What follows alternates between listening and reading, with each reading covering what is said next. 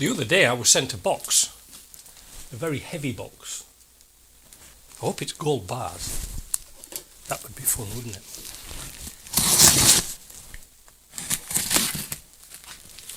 Fragile, handle with care, notice.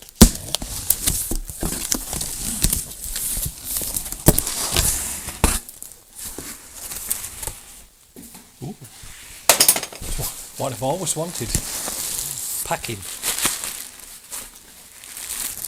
Tell me something about Joe. He certainly knows how to pack things well.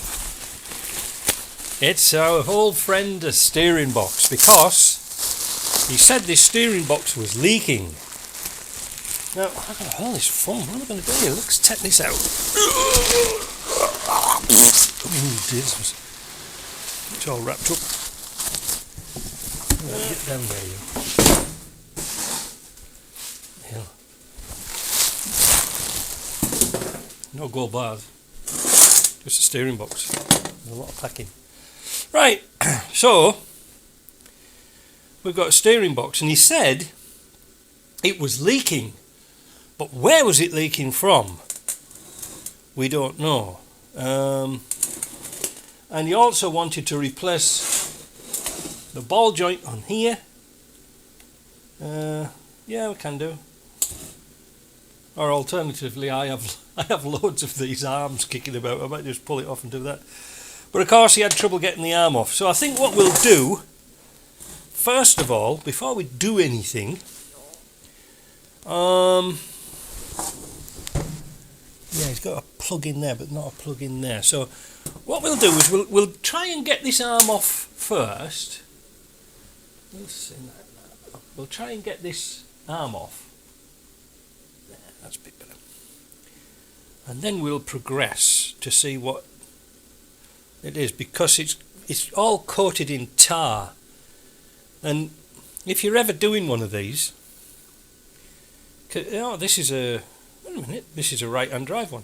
Oh, a long time since I've seen one of them. If you're ever doing one of these and you want to clean it up and sandblast it or whatever, plug the hole up for the pipes here, then clean it while it's still all assembled, because it's so much easier than getting sand and grit all inside individual bits. So let me get right back again. I was rambling on there. This old sort of Brit part tool, believe it or not, is quite good. It's well worth the investment if you're going to do quite a few of these. All right. Now it usually is a bit of a snug fit, Mr. Snug Fit. That was a racehorse, wasn't it?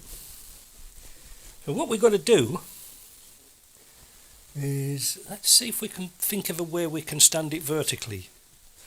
Just take that off a minute. That's close enough, isn't it? There you go.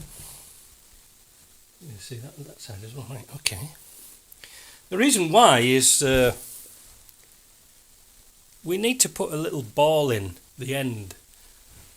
You'll see in a minute, I'm not playing with myself, I'm just taking this screw out. We need to put a ball in there and put this on, but you can't get the ball in through the side, so you've got to take the screw off. And I modified mine, I put a little dimple in there. The ball really helps sort of reduce friction in a way, and also stops the end of the shaft getting knackered, because there is a lot of force on these usually.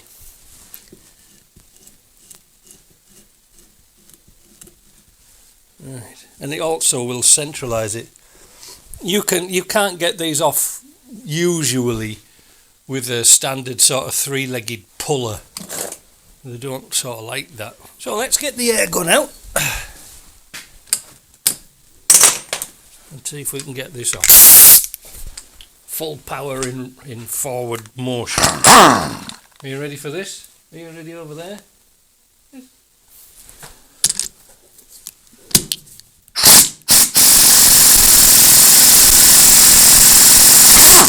Ta-da! That was heavy. That took some getting off. Yeah, I don't think, like I say, I don't think you can get them off any other way. I must admit, again, I'm not pushing Britpart stuff because it's probably made all over the place, but the steel in this is really good. I don't know what it is. It's probably Chinesium steel, but it's still good. Now, what we have to do now is wash this off. We're going to pull off the dust shield underneath here. It is pretty khaki. It's like the rest of this engine. I bet it's good inside. But look at this. Can you see the state of that in there? See that, look. Look at the muck in there. Let's get this to the parts washer. Leave it to soak for a little while. And then we'll come back and see what it's like. I'll have to move all that packing. Back soon. So after coming out the parts washer, I put it through the sandblaster and we got all the poo and the nasties off. The reason for that was I wanted to clean up the spline without damage anything in the interior. So what I do as well is I cheat a little bit. I put a tap on the drill and I drill out and clear out the threads in this box here just in case. Sometimes they get a bit of poo in them. But that's about it really. If we were in England, you just put some paint on it and sell it out as a reconditioned box. There you go. 500 quid. Now, what we're going to do now, just for fun, we're going to put it on the tester and we're going to have a look and see where it leaks. Now, the other reason why we've done the sandblaster is because we've cleaned up all the threads for the adjuster. So I think in this case, I'm going to put new seals in anyway. But let's just see where it's leaking from. But this time I might just take out the main shaft, the selector shaft, without disturbing this shaft, because then we can turn this one round without any resistance, and we can feel the bearings. Because if they're feeling notchy at all, then usually the box will be scrapped, because to replace that shaft is as much as another box, believe me. So let's set up the tester and we'll come back. Well, I've got the steering box on the old Testomatic here. Well, there it is. It seems to be alright. I can't find out what's wrong with it. Strange, isn't it? It was with my hands. But anyway, we'll switch it on. There's a bit of noise, so those of you who have hard of hearing, listen.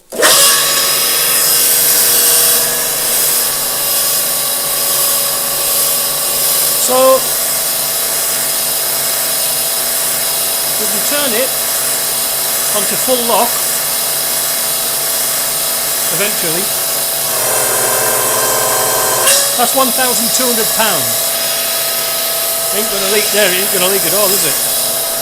I want a little spinner handle on this thing.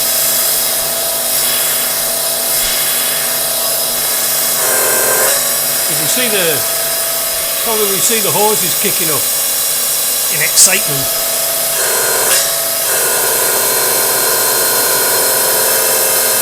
Not wise to hold pressure on for a long time, but now it's on the machine.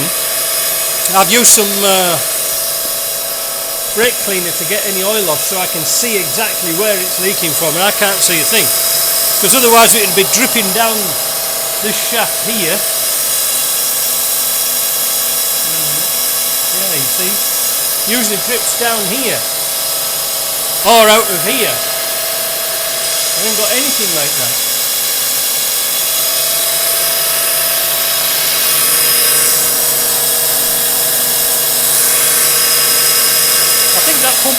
I think that pump's running perhaps faster than it should be, but it does well, because the oil does get hot.